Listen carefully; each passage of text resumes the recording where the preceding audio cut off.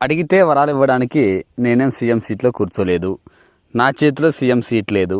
పోనీ రాష్ట్రంలో ఏదైనా దుర్ఘటన జరిగినప్పుడు దానికి బాధ్యత వహిస్తారంటే నేనేం హోంమంత్రిని కాదు, హోంమంత్రి గారు అనిత గారు. ఇలా ప్రతి శాఖలో లేదంటే రాష్ట్రంలో ఏం జరిగినా సరే నాకు సంబంధం లేదంటారు. ఓకే, శాఖలో జరిగితే మీ శాఖాపరమైన దాంట్లో జరిగితే మీరు బాధ్యత వహించాల్సిందే, లేదంటే మీకు సంబంధం ఉంటుంది. అదర్ విషయాల్లో మీకు సంబంధం ఉండదు. కాకపోతే ప్రభుత్వంలో మీరు కూడా భాగం. కూటమి అన్నాక బీజేపీకి టీడీపీకి మాత్రమే కాదు, మీకు కూడా కూటమిలో భాగమే. మీకు కూడా కూటమిలో అధికారాలు ఉంటాయి.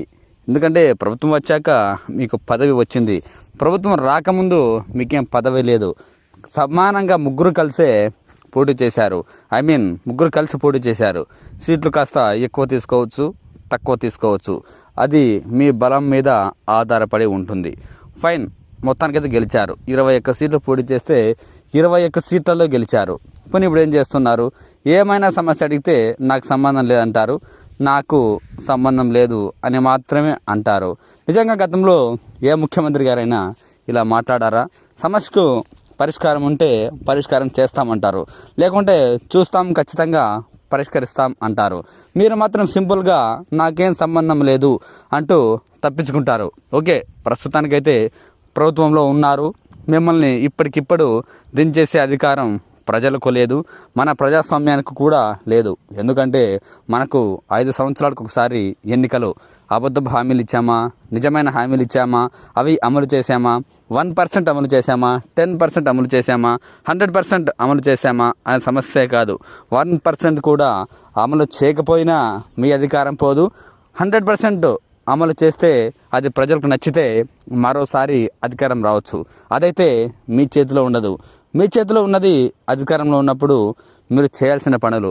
కానీ సంబంధం లేదని తప్పించుకుంటే ఒకసారి తప్పించుకోవచ్చు, 2 సార్లు తప్పించుకోవచ్చు. కానీ ప్రతిసారి ఇలా కాదు. అసలు మీరు సంబంధం లేని మాటలు మాట్లాడతారు. నిజంగా ఒక్కసారి డిప్యూటీ సీఎం గారు, మీ మాటలను మీరైనా ఈవినింగ్ ఇంటికి పోయాక ఒకసారి రివీల్ చేసుకోండి. మిగతా ముఖ్యమంత్రులు, మిగతా మంత్రులు ఎలా ఉన్నారు, నేను ఎలా ఉంటున్నాను. కనీసం ఒక హోంమంత్రి గారిని ఒక ప్రశ్న వేస్తే ఆవిడ ఖచ్చితంగా సమాధానం చెప్తారు. అది వేరే శాఖకు సంబంధించిన విషయమైనా సరే మా ప్రభుత్వంతో చర్చిస్తాము, ఖచ్చితంగా సమస్యను పరిష్కరిస్తామని. మిగతా మంత్రులు సైతం అంతే. ఏదైనా సమస్యను విన్నవిస్తే వాళ్ళకు సంబంధించిన శాఖ కాకపోయినా సరే ఖచ్చితంగా పరిష్కరిస్తామని కనీసం హామీ ఇస్తారు. మీరు మాత్రం సింపుల్గా నాకు సంబంధం లేదంటారు. చూద్దాం ఇలాంటి సమాధానాలు ఇంకెన్నాళ్ళు చెబుతారు.